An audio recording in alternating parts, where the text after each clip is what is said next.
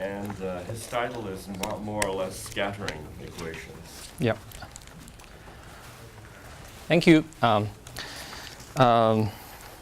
It's a great pleasure to be here. I'd like to thank the organizers for inviting me. So yeah, I guess I'll spend at least the first 2 lectures on, well, maybe 3. I think depending on how fast I can go on this general discussions of a new formulation for S matrix based on these scattering equations. So if I have more time, and I'll at least tomorrow, I mean maybe near the end of today's 3rd lecture, I'll also go to the something closely related, which is some geometric way of seeing the whole scattering equation or CHY formulation and its relation to amplitude hedron and so on. At least tomorrow, I promise I'll go there. So I'm sure now you're all experts on amplitudes. You know, you learned so much the past 2 days, which very unfortunately I missed. So I assume like you're all very familiar with spinor helicities. You know, you have all this toolbox that you've learned, like spinor helicities, recursion relations. So at least I guess you're learning massless, but probably also massive formalisms. Is that right? In 4 dimensions. So all these are very, very nice, powerful tools developed in the past decades that to compute amplitudes, right? And then there are generalized unitarity. So this is just some motivation and why we care about this yet another thing called scattering equations. Of course, you also know there are this. I mean, we learned about loop integrals. So those are methods for constructing integrands. We already learned very nice things about loop integrals. There's a beautiful n equals 4 super mu story. You also heard from Zvi about n equals 8 supergravity, or more generally, the double copy construction, not just for n equals 8, but in particular for that. Here you see a lot of mathematical structures. I don't know if it's covered, but I'm sure you heard about it, like from Grassmannian, to amplitude hedron, and also about the integrated result, you know, related to bootstrap and integrability and so on. Okay, so this is already a lot. Why would we start from scratch to do something called scattering equations? So I want to emphasize one point, which is it is important to have some explicit new formulas there. Some formula, just some closed formula for amplitudes, even if it's just tree level, and so on. So I'm sure the example you are most familiar with, which is basically the beginning of all this, is the Park-Taylor formula for n-gluon scattering in the maximally helicity violating case. Okay, so this we've known for more than 30 years. I think everything starts here in some sense that you recognize this is a new formula. Now clearly, you recognize there are some new structures, and you know, this could be an indication of, you know, some hidden symmetry, or you also learn from here. I mean, if you go, there are some new relations, probably also even new symmetries. These are, you know, relations between different amplitudes and so on, and then the general philosophy is that once you learn all these things, you wonder if there's a new theory for S matrix. And we've learned that there are certain cases that we can do this. So this is a general motivation. Scattering amplitude definitely, the formulation based on scattering amplitude definitely fall into this class. So what do I mean here by some new theories? So it's really just some dual formulation of the textbook way of doing computing S matrix. Like we write down the Lagrangian, the path integral gives you Feynman diagrams and so on. This is a very nice picture that manifests locality and unitarity, but it certainly missed this. So Feynman diagram doesn't give you this. So based on such simple formula, you wonder if there's a dual picture that manifests this, with the cost of course, not seeing locality, unitarity, and so on. That's fine, but we want another picture that gives us this directly. Okay, so this is a general philosophy here. So once you study these structures, I mean, not just in some particular example, but more generally, you wonder about this formulation. So this will be formulation that does not have a Lagrangian or Feynman diagram kind of description. And one best example, I still think now till nowadays is the best S matrix theory, which is not based on Feynman diagram, is perturbative string theory.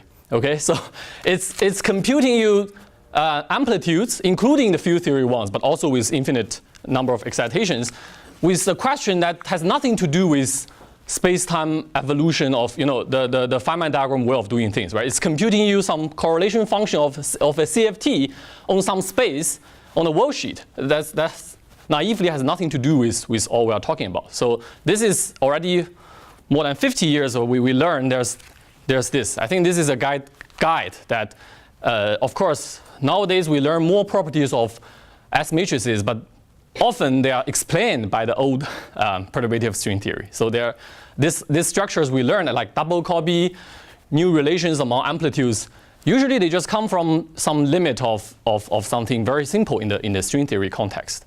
So this is a one example. Another example I'm sure you heard of is this amplitude hedron, which use this totally different math structure. It's not based on worldsheet, not based on moduli space, but based on the positive Grassmannian or generalization of that, where you ask some even combinatoric kind of question there, whose answer will give you the result of summing over all the Feynman diagrams. And of course, it manifests nice structures like this and all the things beyond it. Okay, so that gives you all loop planar integrands in n equals 4 superMUs.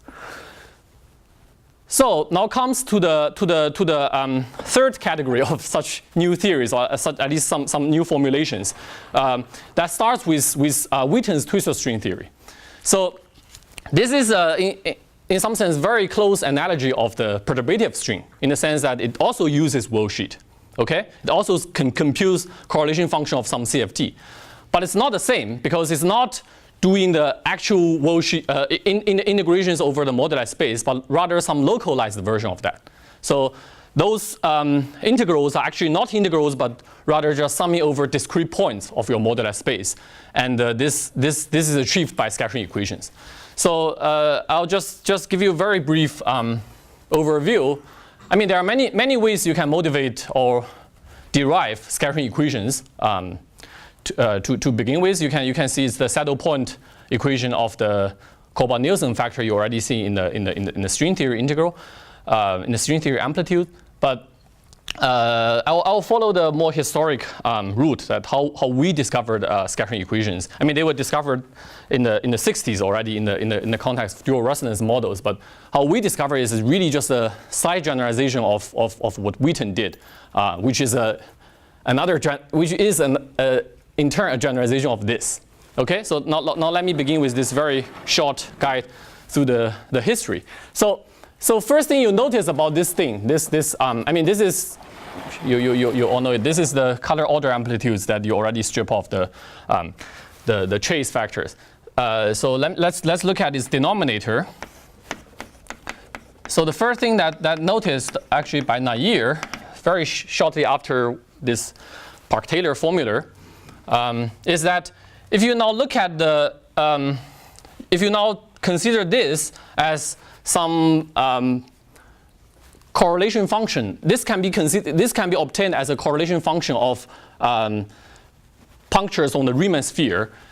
Very simply, just do this change of variable, you will see it. So you can factor out this overall scaling of this spinor variables you have for all of them.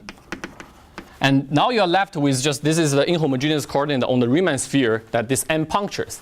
And this guy just look like sigma 1 minus sigma 2, sigma 2 minus sigma 3, and so on, with the overall products of t's, that this are defined as the Park-Taylor factors on the Riemann sphere with a particular ordering. Okay, so the first realization that there's some structure. This structure has something to do with Riemann spheres, is by Nair's work in recognizing this as the correlator of current algebra on the sphere, at least the single trace part. Okay, so if you really do the OPE of the n fermions on the spheres, the single trace part will correspond to this guy, or let me define the color just version, which is just the the trace of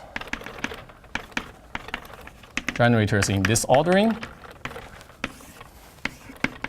I'll use sigma 1, 2 for sigma 1 minus sigma 2 plus permutations. Okay, so this is, of course, if you actually compute the OPE, there are multi-trace part, but this is the single trace part of your current algebra correlator. So what if you just interpret the space-time calculation from Feynman diagram as just this CFT correlator? That's a very natural idea that of course didn't really work until Wheaton's twistor string theory in 2003. So the crucial thing is, of course, to recognize even in this trivial case, you actually need a map from the Riemann sphere to this kinematic space, to the space of lambda and lambda tilde. Although in this case, the map is just linear. So you can see this is a very special way of doing the map. But in general, you're just having a linear map from the sigmas to the lambdas that your CFT correlators got mapped under those equations to the Pach-Taylor formula you have there. And this immediately generalized to all the NK MHV amplitude, at least in the context of n equals 4 super μs. So this is the twistor string. Twistor string for chi level S matrix in n equals 4 super μs, where now you consider the map that lambda and also lambda tilde. So here you only have lambda because it's holomorphic. That's somehow when you consider linear map, the lambda tilde doesn't appear. But in general, you're considering some map like degree D map, where these rows are describe the modular of this degree D map of sigma I to the D's.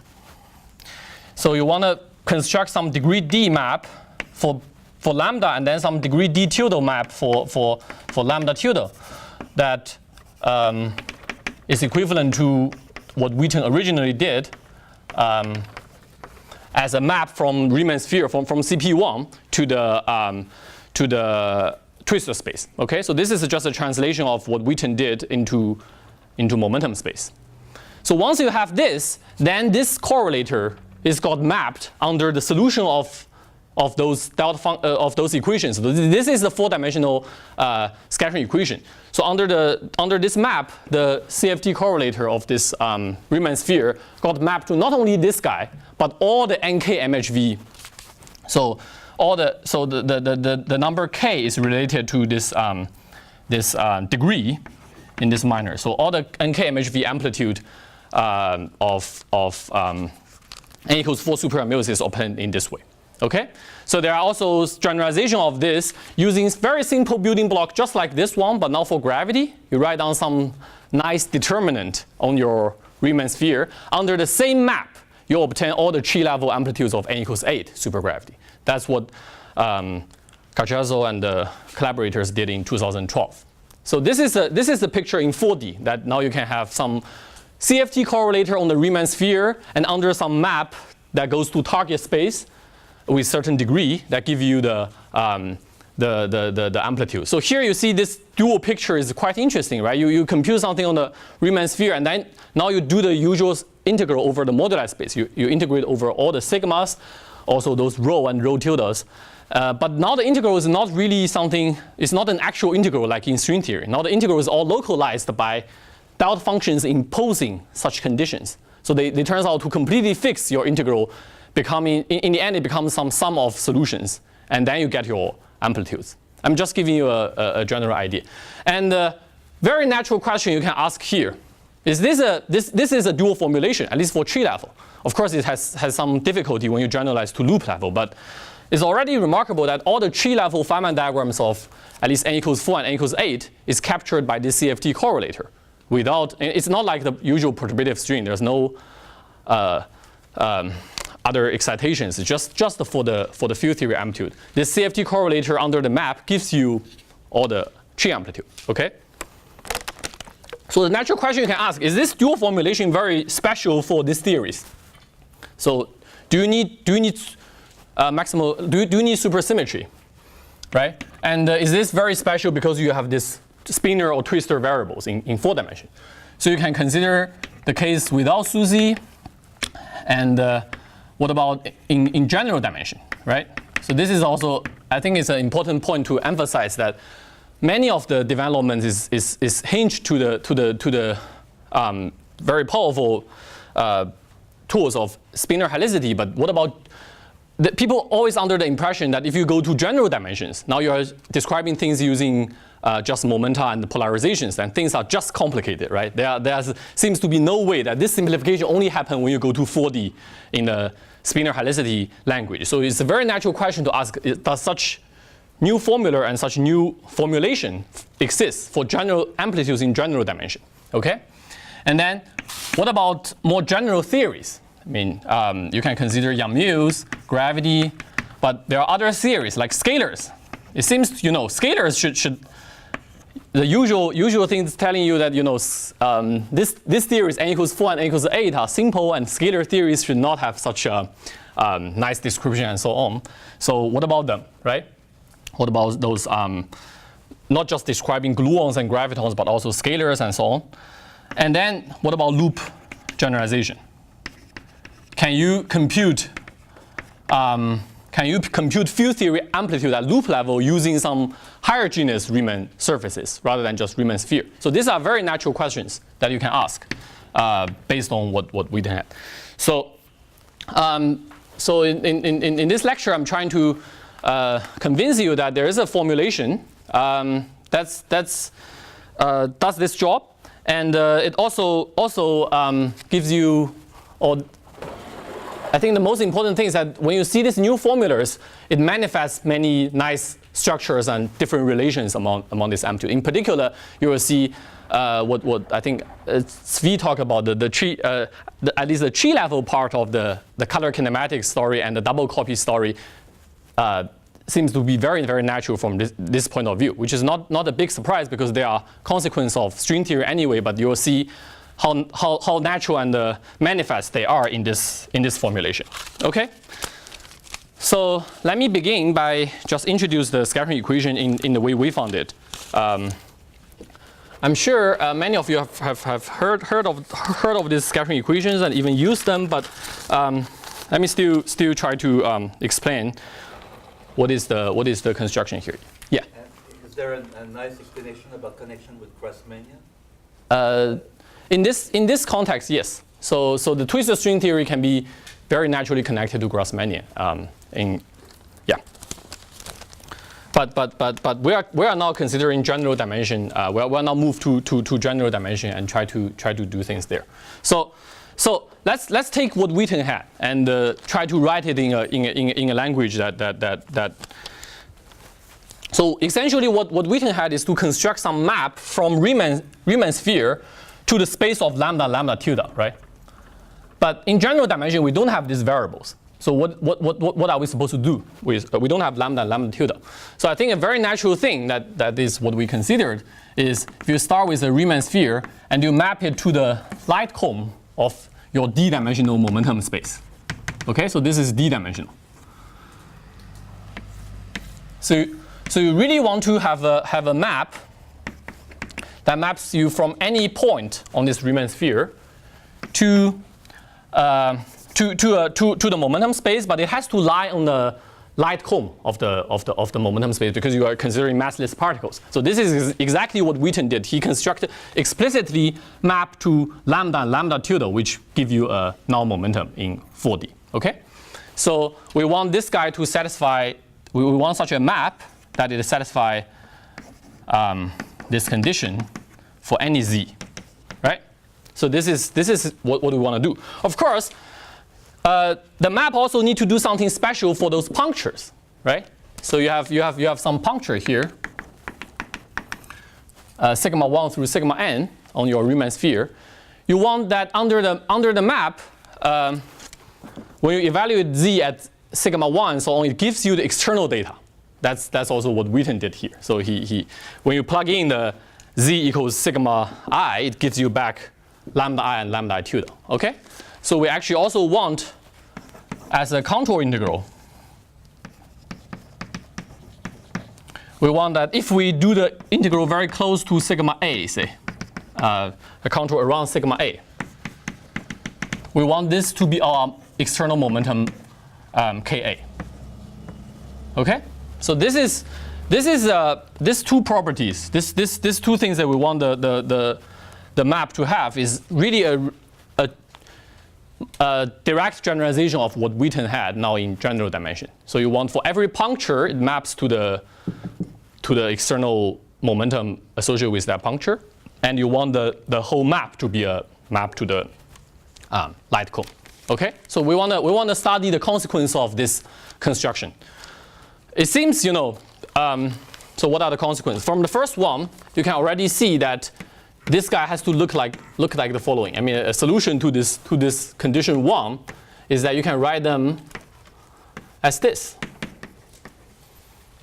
Okay, so this seems quite trivial. You just write it as summing over n particles where you have this pose. So when you do the contour integral, it gives you back the Ka, right? But there's already a small catch here that since your momentum is conserved, so you want the sum of Ka equals 0. This implies that what you construct here, this solution, has no pole at infinity. Okay?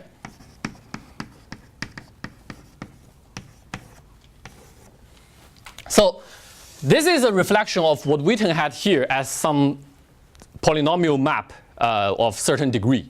So the degree d and degree d tilde, or the thing related to k and n minus k, they have to add up to n minus 2 as the total degree of the polynomial map, which if you now divide by the product of such factors give you this guy. So this is a very concrete way of seeing what Witten had as some polynomial map, that momentum conservation is enforcing this guy has no pole at infinity. So this is the first thing you learn. Now this condition now becomes much more non-trivial, that how to realize this condition. So you already construct a solution that gives you the correspondence between your puncture and your external data. Now with this, you can already see that if you map the punctures to some non-momentum. So for the punctures, you do map them to the light cone, right? But now your condition is much more non-trivial. You really want for any value of z, anything on this Riemann sphere, it's always lie in the light cone. So it's this condition. So let's look at this condition. It's also very simple. That in fact this omega square of z is nothing but 2 ab from 1 to n. Ka dot kb over z minus sigma a, z minus sigma b, right?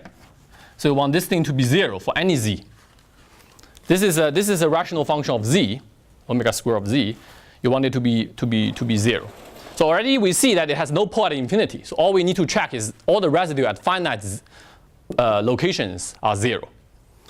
So there are naively, there are double poles in this sum, right? If A equals B, you see some double poles. But that's immediately 0. They are not there because of your Ka square 0. So the massless condition, the on-shell condition implies you that there's no double pole. So this sum is actually over A different from B, okay?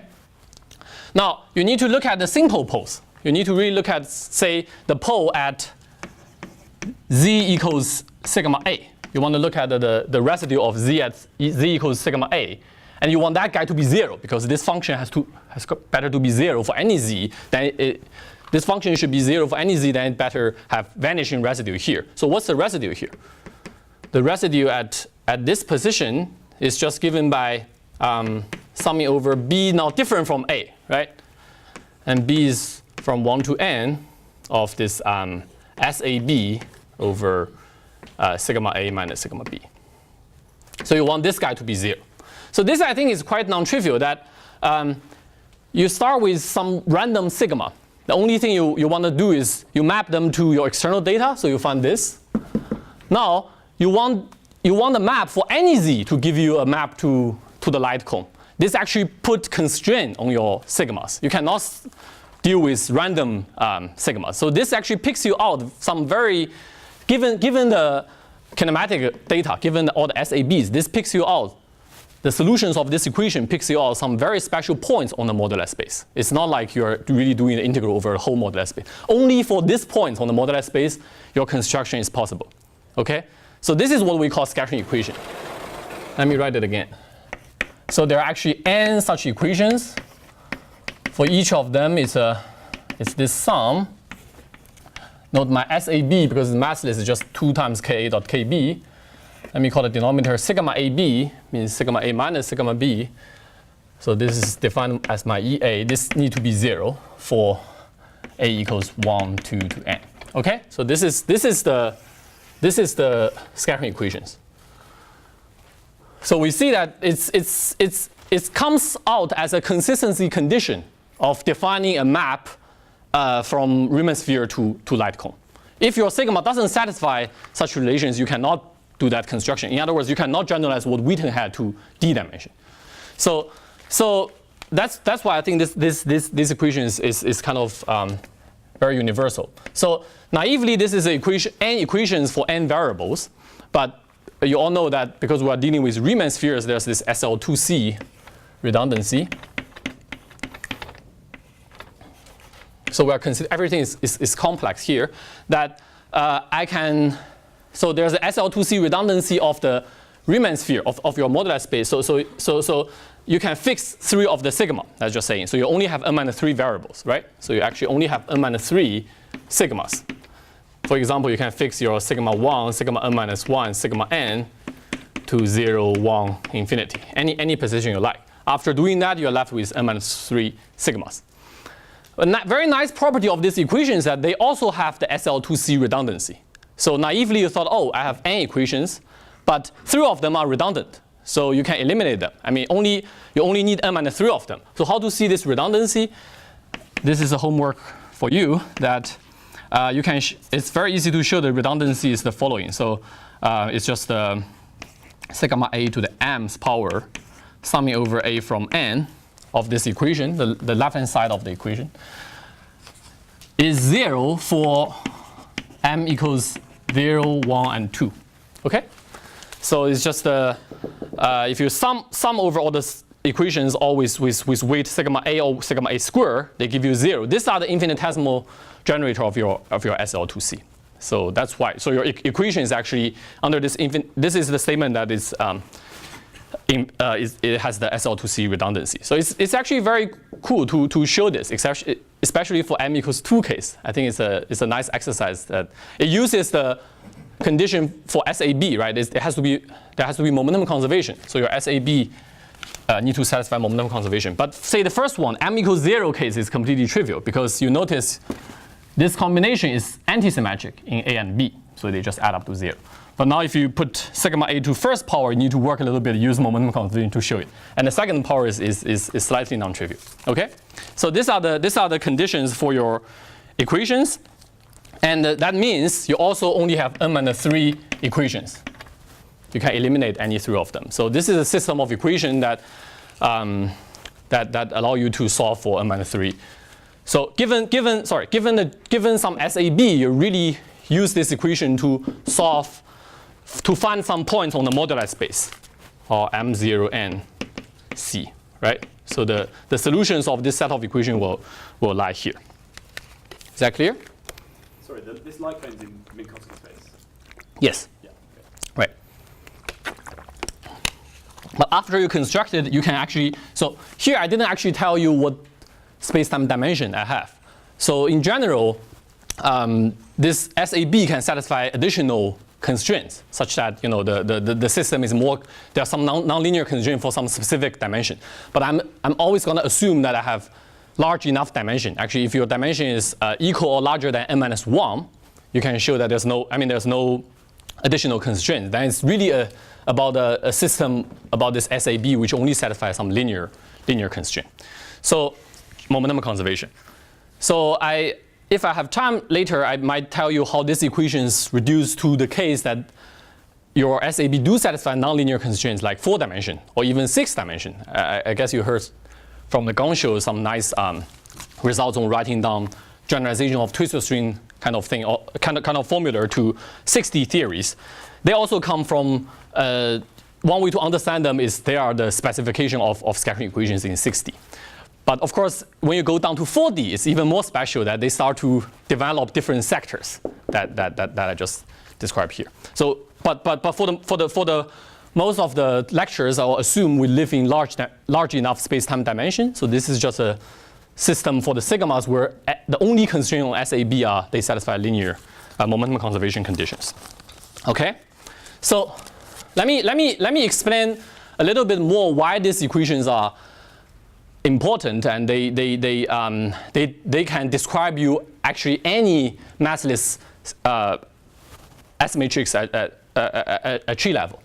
So this is due to the fact that these equations. So you are given some set of SAB you solve for your sigmas.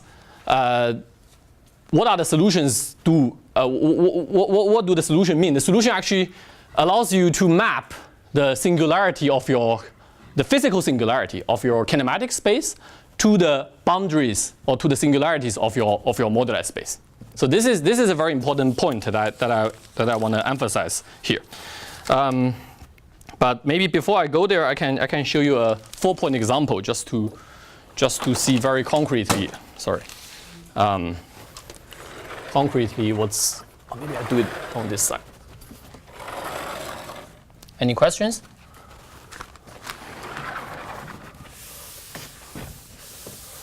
So, how many solutions are there for these equations? It's a non-trivial question.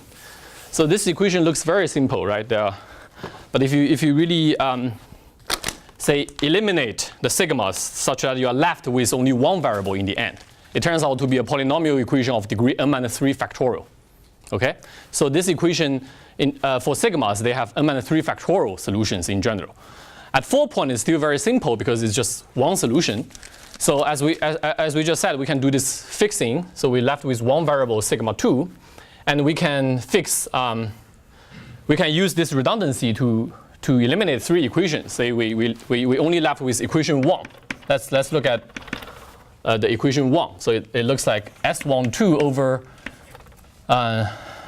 sigma 1 minus sigma 2 plus S13 over sigma 1 minus sigma 3 plus S14 over sigma 1 minus sigma 4. But sigma 4 is fixed at infinity, and sigma 3 is 1. Sorry, this is just minus 1, right?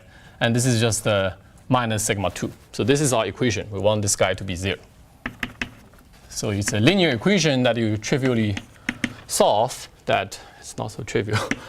It's S13 over S12. Okay, I did it right. So now I want to show you this equation means this solution means that you can map the singularities of the kinematic space to your to singularities of this guy. Okay.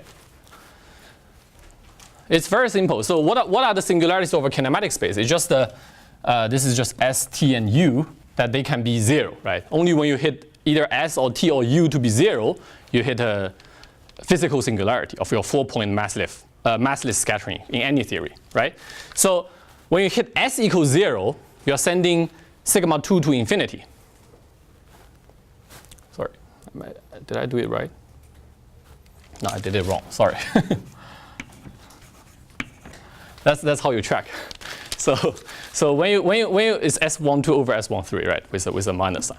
So when you send S to 0, you send sigma 2 to 0. What does that mean? It means in that gauge fixing. So remember, I'm fixing sigma 1 at 0, sigma 3 at 1, and sigma 4 at infinity, right?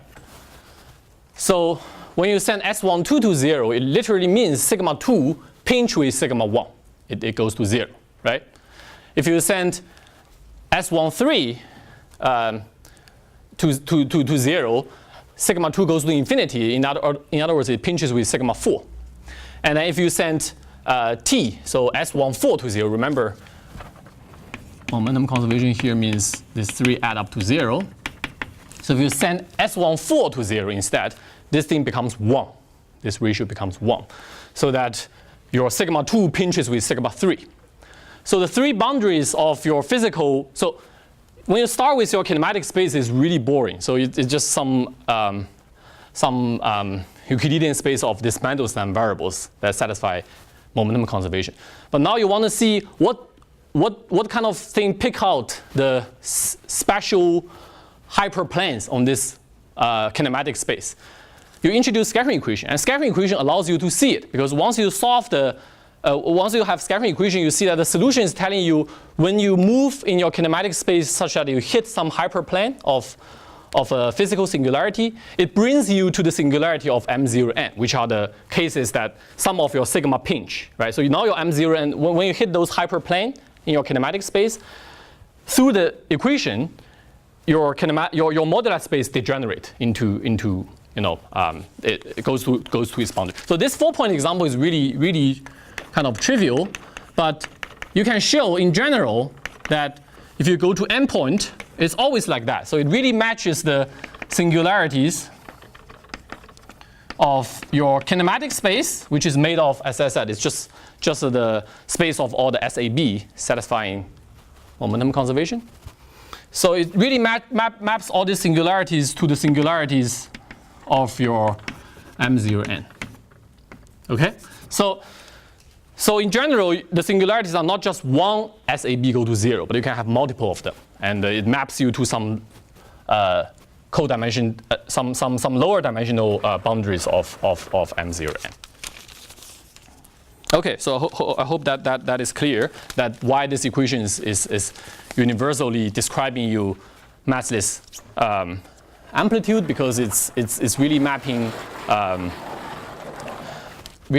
the physical singularities of your chi amplitude to the modular space boundary. So now you can hope that if I can write down something on the modular space that has such singularities, I mean the only thing, the modular space structure is just whenever you have sigma pinches, something special should happen, right? So now if I can write down something on the modular space and I require the integral over the modular space to be localized by the equation, then you can hope to produce functions in kinematic space that has the same kind of singularity, physical singularity. And if further your modular space object factorize, so when you go to a pinching limit, the modular space correlator you write down factorizes, then you can hope your amplitudes, chi amplitudes, that the result of this integral also factorizes. So this is what we call we usually call the CHY formula, that you want to express any chi level amplitude as an integral in M0n. I write it in this way.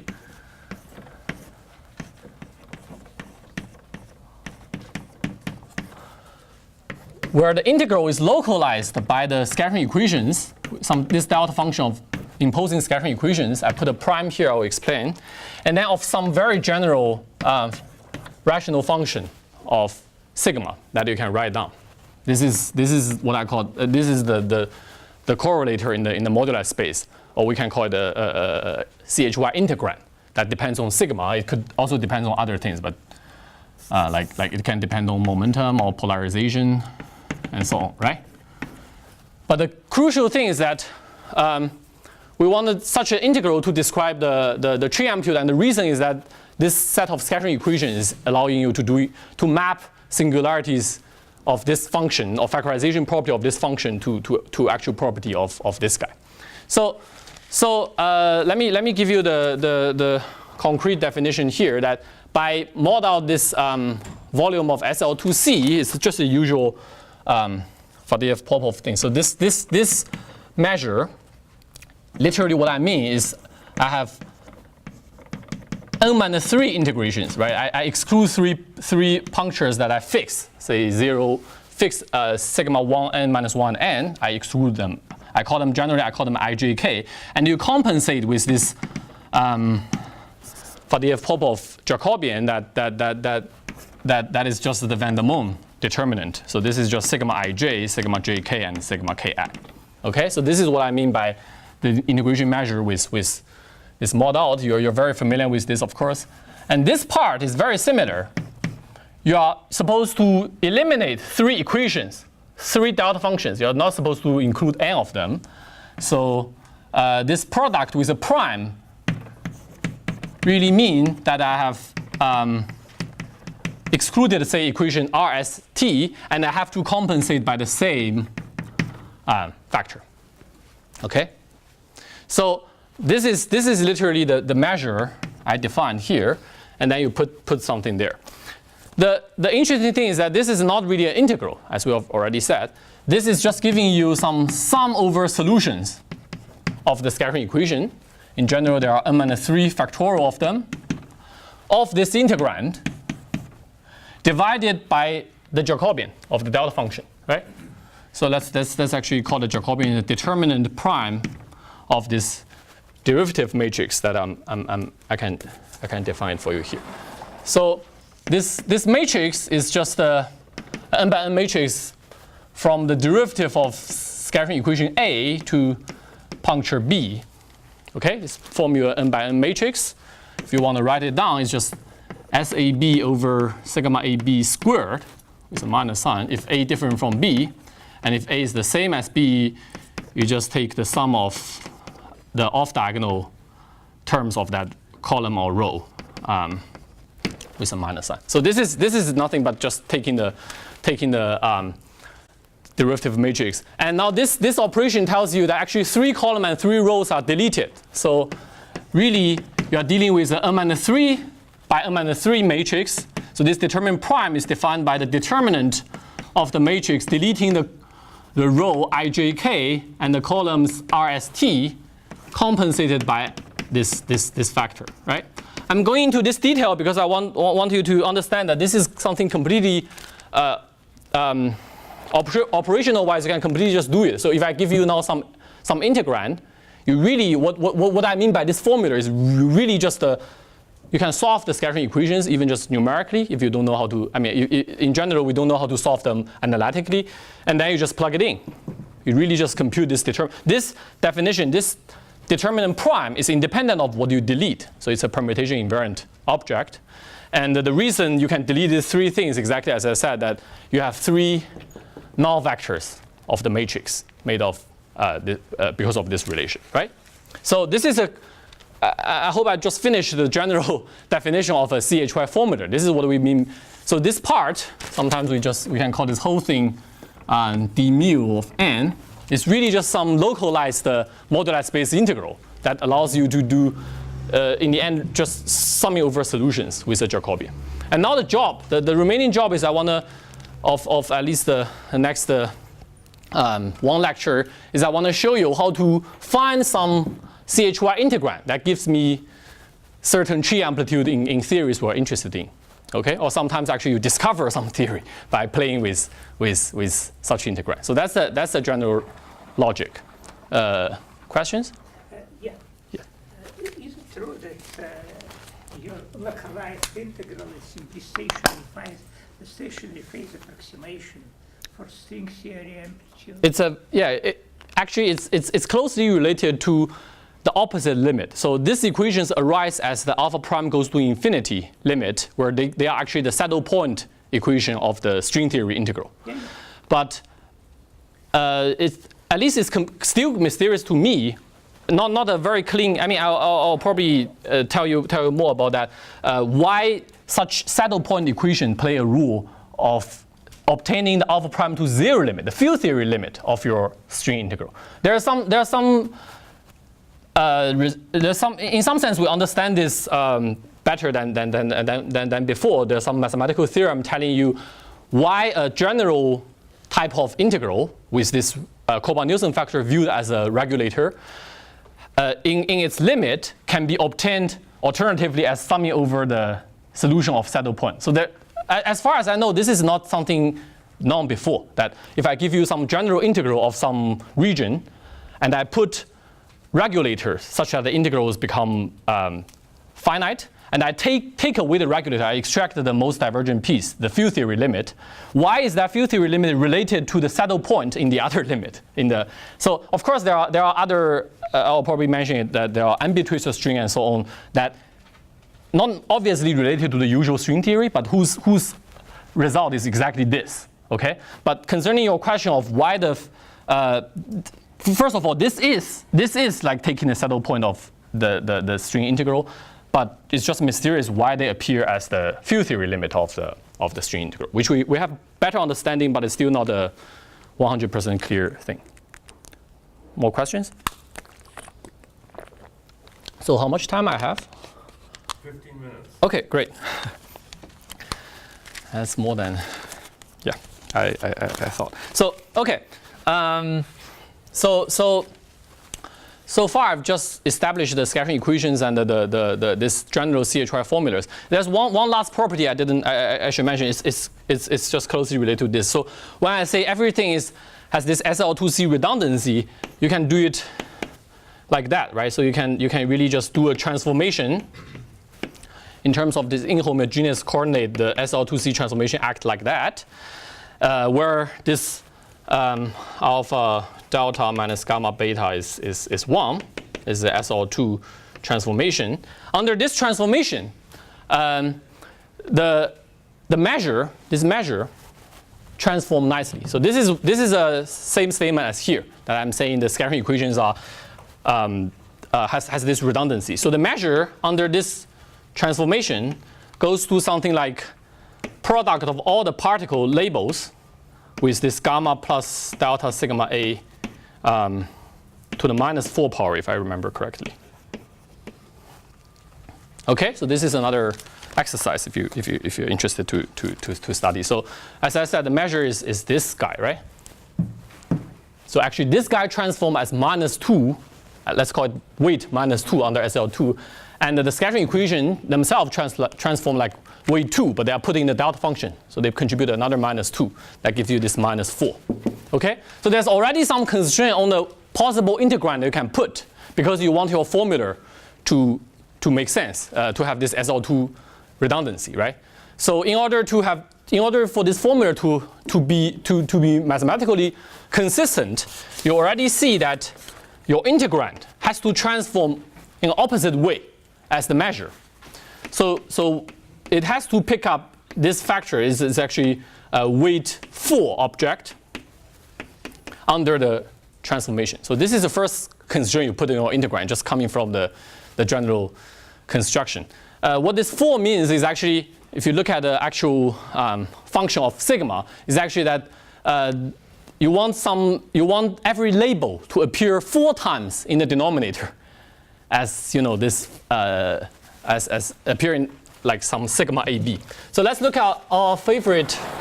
Where is it? Probably I erased it. Let's look at our Park-Taylor factor, right? So we'll do it here. Okay. So as I said, this is one of the key building block in what Witten have for n equals 4. It describes you a color ordered. So given a color ordering, this should appear as an important building block. So this has weight 2 because every puncture appears twice. So if you do the transformation here, the Park-Taylor factor transform as square. So every party will pick up this factor. So most just on this consideration, you already need something slightly more, like the square of Park-Taylor. Okay? So in our language, you can say Park-Taylor factors serve as something like a half integrand. It cannot be just put into the formula because it doesn't make sense. It has to have weight 4. Okay? So said it another way is actually, if you consider this dn sigma over SL2 with this Park-Taylor together, this is an SL2 invariant thing, right? This is a 4. That is SL2 invariant. It only depends on cross ratio and so on. But now you also have the delta function that has weight 2. So you need another half integrand to make the formula make sense. So before I go to in the afternoon, I will tell you more physically relevant theories like Yang-Mills, gravity, and maybe some effective field theories, and so on. Let me give you the building block of all those formulas. Actually, they are made of something extremely simple. So just this. Let's define M alpha beta for two ordering alpha and beta. Okay, alpha beta are generally two ordering of the M particles. Let's define it to be given by a CHY formula with this measure, including delta function. Now I just square my Park-Taylor. I can do that because that has the correct weight. But slightly generalizing, I have two different orderings. Okay.